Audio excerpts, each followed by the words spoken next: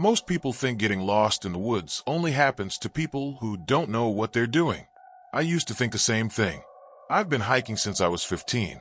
Every summer, I'd pick a new state park or national forest, throw a backpack in my truck, and spend a weekend alone. I always carried a paper map, a compass, extra batteries, food, and enough water to last a few days. That's why what happened 3 years ago still doesn't make sense to me. It was early October, and I had driven to a huge stretch of protected forest in northern Montana. The place was known for its quiet trails and almost no cell service.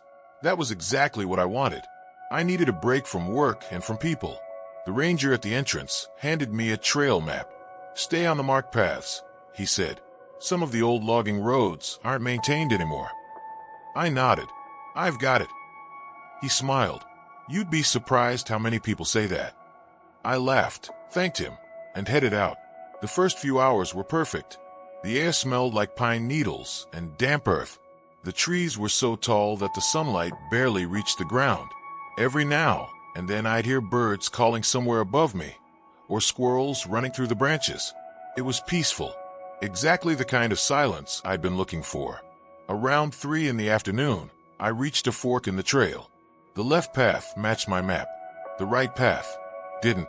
It looked older, narrower, and almost completely hidden by overgrown bushes. At first, I figured it was one of those abandoned logging roads the ranger had mentioned. I should have ignored it. Instead, curiosity got the better of me. I thought maybe it led to an old fire lookout or an abandoned cabin. I stepped onto it. The farther I walked, the quieter everything became. I didn't notice it immediately. It happened slowly. The birds stopped singing. The wind disappeared. Even the sound of insects faded away until all I could hear were my own footsteps crunching across dead leaves. I checked my watch. Only 20 minutes had passed. Still, something felt wrong. The trail didn't look abandoned anymore. It looked used. Fresh footprints covered the dirt, not hiking boot prints. Bare feet, dozens of them. Some looked small, like a child. Others were much larger. I crouched down for a closer look. The prints were fresh enough that the edges hadn't crumbled. Someone had walked here recently. A lot of someone's. But there weren't any tire tracks. No campsites. No trash. Nothing. Just footprints leading deeper into the woods. I suddenly remembered what the ranger had said. Stay on the marked trails. I decided I'd gone far enough. As I turned around, I heard a whistle. 3 slow notes. Behind me. I froze. It wasn't a bird. It sounded exactly like a person trying to get someone's attention. I spun around. Nothing. Just endless trees. The whistle came again. Closer this time. 3 slow notes. My stomach tightened. "Hello?" I called out. No answer. Only silence. I waited another minute before convincing myself another hiker was messing with me. People play stupid jokes sometimes. I started walking back toward the main trail. After maybe 10 minutes, I stopped. The path looked different. I knew I'd walked in a straight line. So why was there another fork? I pulled out my map. According to it, I wasn't even supposed to be on a trail anymore. That didn't make sense. I kept walking. Another fork. Then another. None of them appeared on the map. My chest started to feel tight. I pulled out my phone. No signal. I checked my GPS. The screen kept loading before flashing an error message. I had never seen that happen before. Then, the whistle came again. This time, right beside me. 3 slow notes. I whipped my head toward the trees. For just a second, I thought I saw someone standing behind a thick pine trunk. They stepped away before I could get a good look. Only a flash of dark clothing. Maybe a hood. Maybe long hair. I couldn't tell. Who's there? Nothing. I wasn't curious anymore. I started walking faster. A few minutes later, I noticed something that made my blood run cold. The footprints. The same barefoot prints I'd seen earlier. Except now, they were facing me. Like someone had walked toward me. I hadn't seen anyone pass me. Not once. I stared at them, trying to make sense of it. Then I realized there was only one set of footprints. Whoever made them hadn't walked away. I looked around. The woods suddenly felt impossibly still, like everything was waiting. That's when I heard branches snapping. Not one, several, moving through the trees. keeping pace with me. Every time I walked, the snapping followed. I couldn't see anything, just movement between the trunks. I broke into a jog. The snapping became faster. So did the whistles. Not one anymore. Several, coming from different directions. 3 notes. Pause. 3 notes. Pause. Like they were talking to each other. I started running. Branches slapped my face. My backpack bounced against my shoulders. I didn't care where I was going anymore. I just wanted to get back to the main trail. Suddenly, I burst into a clearing. There was a small wooden cabin. It looked ancient. The roof sagged under years of weather damage. Most of the windows were broken, but one thing caught my attention. Smoke. Thin gray smoke drifted from the chimney. Someone was inside. I hurried toward it. Before I could knock, the front door opened. An old man stood there. He looked at me without saying a word. "You need to leave," he said quietly. "I think someone's following me." "I know." He stepped outside and looked into the trees. His expression changed instantly, almost like he was scared. "You came down the old trail." "Yeah," he sighed. "I told the park to block it years ago." "What do you mean?" Instead of answering, he looked back into the woods. Then he grabbed my arm. "Don't answer if they call your name." I stared at him. "What? Did you hear me?" I nodded slowly. He pulled me inside and locked the door. The cabin was filled with old lanterns, canned food, and stacks of firewood, like someone had been living there for years. The old man peeked through a crack in the curtain. "They're early today." My heart pounded. "Who?" He didn't answer. Then, someone knocked. 3 slow knocks. Not on the front door. On the side wall. Then another. Behind the cabin. Then another. From the roof. Knock. Knock. Knock. They came from every direction. Like several people were circling the cabin. I whispered, "Should we call someone?" No signal. He handed me an old hunting rifle. "I don't care if you've never fired one." "I haven't." "You probably won't need to." That wasn't comforting. The knocking stopped. For nearly 5 minutes. Nothing happened. Then, a woman's voice floated through the trees. Soft, calm, almost friendly. "Daniel." I felt every hair on my body stand up. That was my name. I had never told the old man my name. I looked at him. He already knew what I was thinking. "Don't answer." The voice came again. Closer. "Daniel, I think I'm hurt." It sounded real. Like someone crying. Then, it changed. Now it sounded exactly like my younger sister. "Daniel, please." I nearly stood up. The old man grabbed my shoulder, so hard it hurt. "That's not your sister." My mouth went dry. The voice kept moving around the cabin. Sometimes at the front. Sometimes behind us. Sometimes right outside the window. After nearly an hour, everything went silent. The old man finally opened the door, just enough to look outside. "They're gone." He walked me back to the real hiking trail before sunrise. When we reached it, he pointed toward the parking lot. "Don't ever come back here." I thanked him and started walking. After a few steps, I turned around. The old man was gone. So was the trail leading to his cabin. There was nothing behind me except untouched forest. I searched online after I got home. I wanted to find out who that man was. According to old newspaper records, there had been a fire lookout cabin in that exact area. It burned down. In 1987, the caretaker who lived there died in the fire. His name matched the name carved into the rifle he handed me that night. Park officials later told me there has never been another cabin built there. I still hike, but if I ever find a trail that isn't on the map, I don't follow it. Because sometimes, the deepest parts of the woods hide places that aren't meant to be found. And every October, around the same date, I wake up just before dawn to the sound of 3 slow whistles outside my bedroom window. I never look.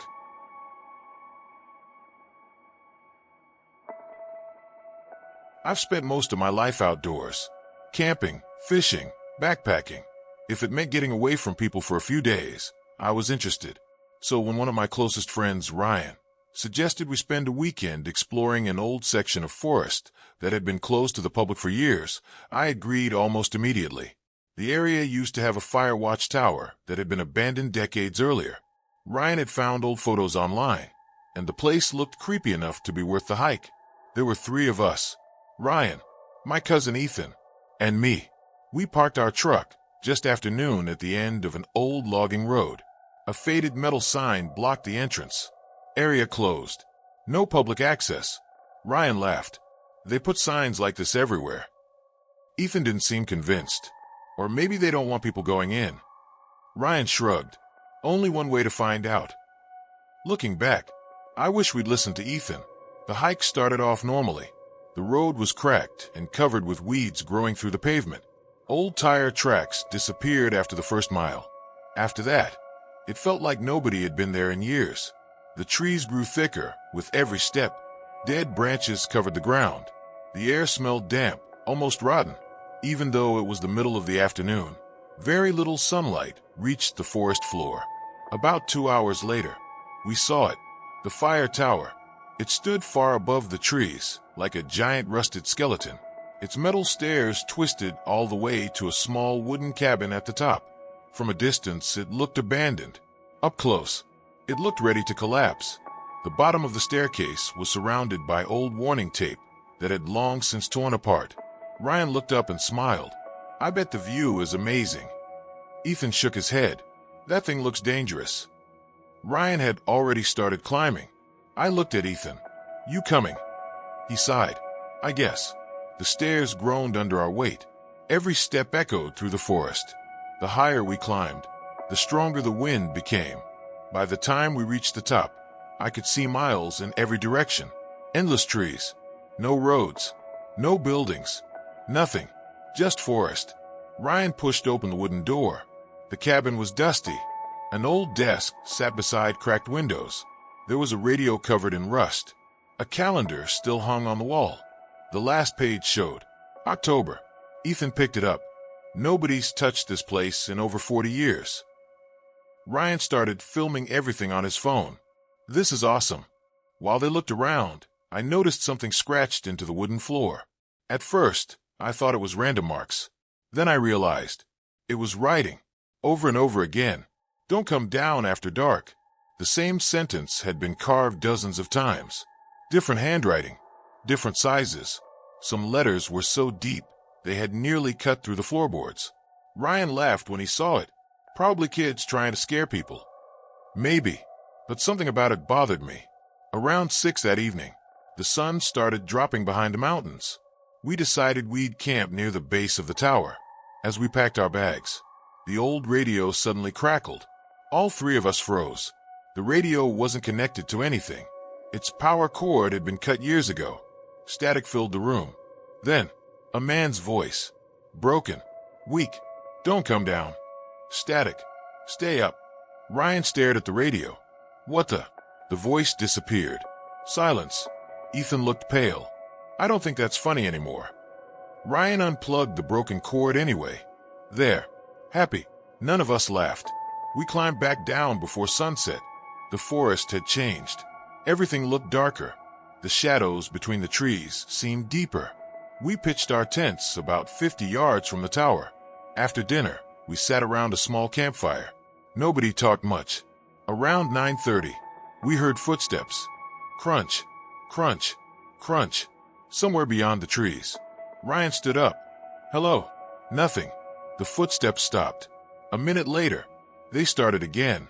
Slow, steady, walking around our campsite, never getting closer, never moving away, just circling. Ethan grabbed his flashlight. I don't like this. Ryan shined his light toward the woods. Nothing. No eyes. No movement. Just trees. Eventually, the footsteps stopped. We figured it was probably a deer. At least, that's what we kept telling ourselves. I woke up sometime after midnight. Everything was quiet. Too quiet. Even the insects had stopped making noise. Then I noticed something strange. The fire tower. Its light was on. A bright yellow glow shined through the windows at the top. I sat up.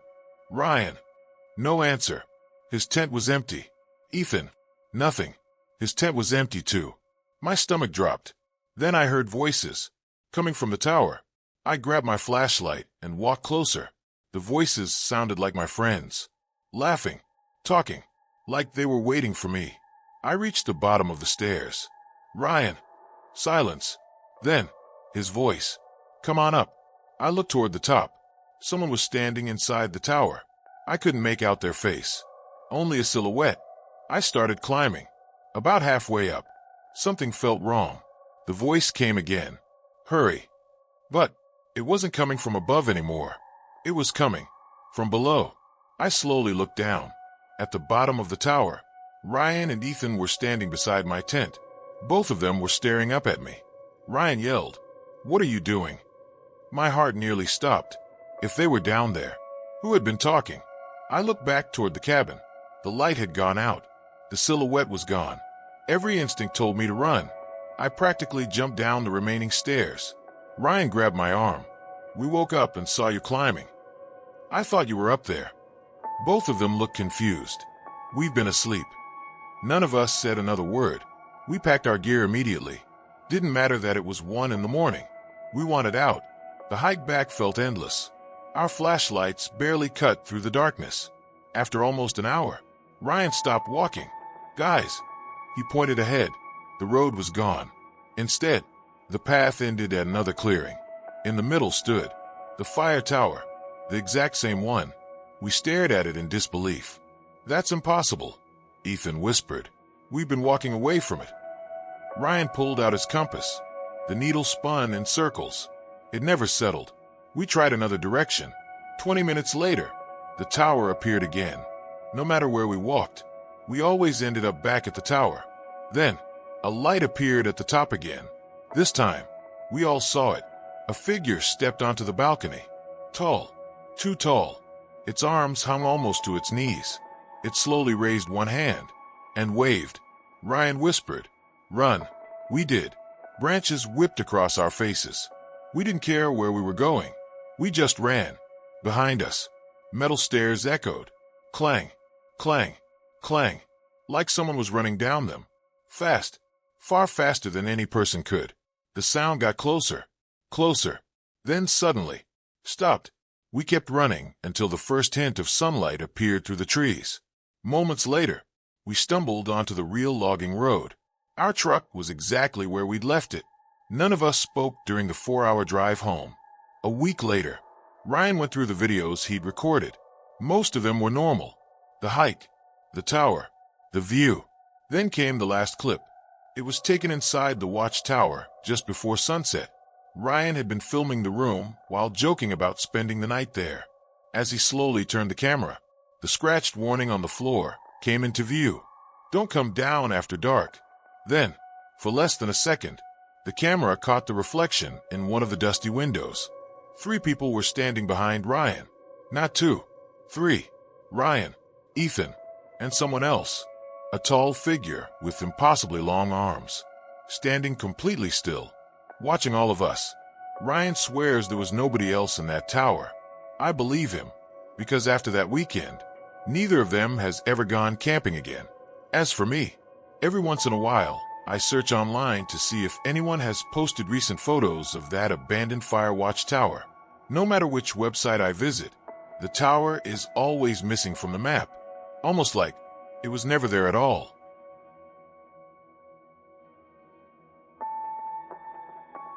I've hunted since I was a teenager, not because I enjoy killing animals, but because my grandfather taught me how to survive in the wilderness.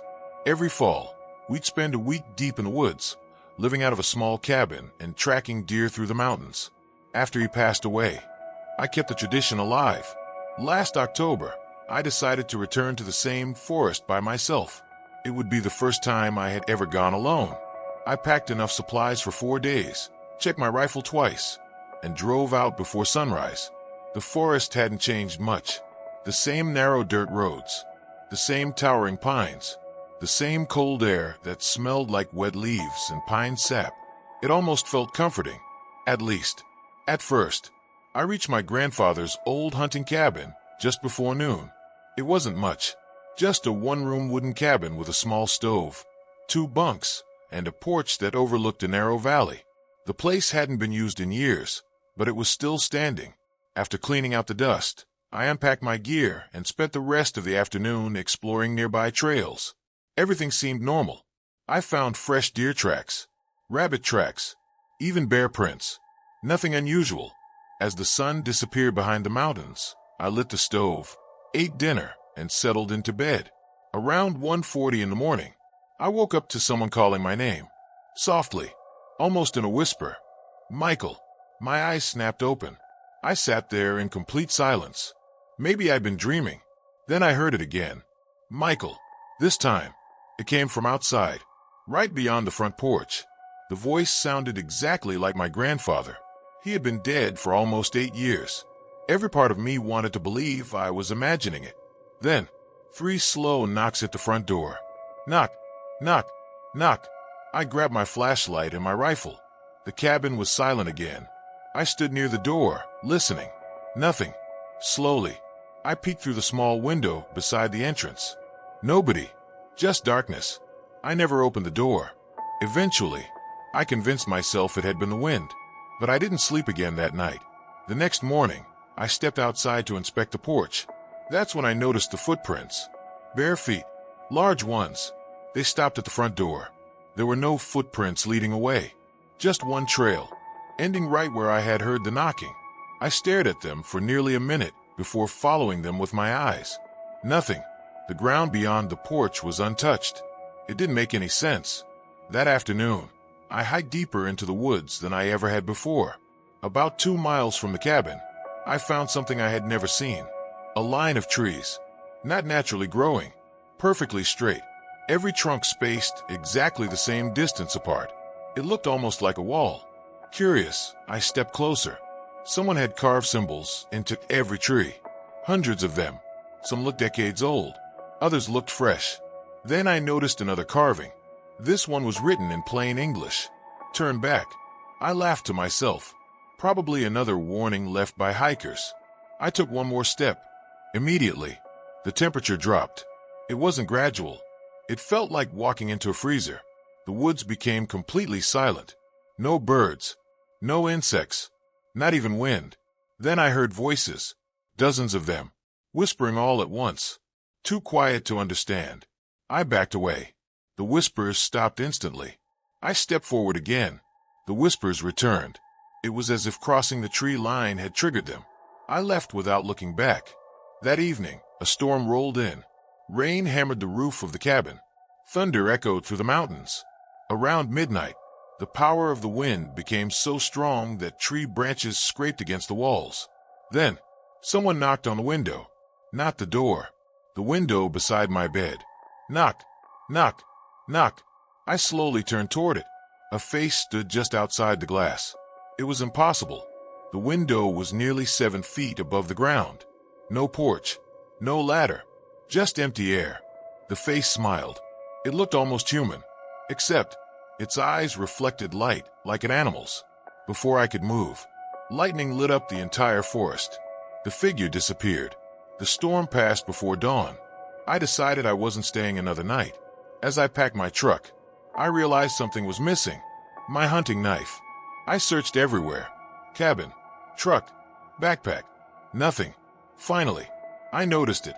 The knife was sticking out of a large oak tree beside the cabin, about 8 feet above the ground. There was no way anyone could have reached that height without climbing, and there were no climbing marks. No ladder. Nothing. I pulled it free. Wrapped around the handle was a strip of old fabric. It looked familiar. Too familiar. When I unfolded it, I froze. It was part of my grandfather's old hunting jacket, the same jacket he'd been buried in. I threw it into the truck and drove away. About 15 minutes later, I noticed a man standing beside the road. He wore a bright orange hunting vest. Relieved to finally see another person, I stopped. "You okay?" I asked. He leaned toward the window. "You stayed in Miller's cabin?" I nodded. "Yeah." His face turned pale. "You shouldn't have." "What do you mean?" He glanced toward the forest. "My father told me never to cross the old tree line." I felt my stomach tighten. "I crossed it yesterday." He sighed. "They know your voice now." "What?" He looked directly at me. "Whatever you hear after today, don't answer it." Before I could ask another question, he walked back into the woods. Not toward the road. Straight into the trees. Within seconds, he was gone. I tried to forget the whole trip. For a while, it worked. Until 3 nights later, I was home. My house sits in a quiet neighborhood. No woods nearby. No large trees. Around 2 in the morning, I woke to my phone ringing. The caller ID simply read, "Unknown." Half asleep, I answered, "Hello." At first, there was only static. Then, I heard my own voice. Perfectly clear. It repeated one sentence. "I'm outside." The call ended. My heart was racing. I walked to the front window. The street was empty. No cars. No people. Nothing. Then, 3 slow knocks echoed from my back door. Knock, knock, knock. I didn't move. Another knock came. This time, from the kitchen window. Then the living room window. Then the wall beside my bedroom. Always 3 knocks. Moving around the house. Just like something circling it. I turned off every light and sat in complete silence until sunrise. When daylight finally came, I searched the yard. There were no footprints. No signs anyone had been there. Only one thing. At the edge of my backyard, someone had driven a small wooden stake into the ground. Carved into it were the same strange symbols I had seen on those trees. And beneath them, one sentence. "You answered." I never told anyone about the phone call, because I know what I heard. Every few months, it happens again. An unknown number. Static. Then my own voice. "I'm outside." I never answer anymore. But sometimes, late at night, I still hear 3 slow knocks moving around my house. Always just beyond the walls. Always waiting. Outro. Those were 3 scary true deep woods horror stories. Which story scared you the most? Was it the trail that wasn't on the map, the abandoned fire watchtower, or the voices beyond the tree line? Let me know in the comments below. And if you enjoy realistic, true-style horror stories, don't forget to subscribe and turn on notifications so you never miss the next terrifying upload. Thanks for listening. And remember, if you ever find yourself alone in the deep woods, pay attention to the silence. Sometimes, the forest is listening.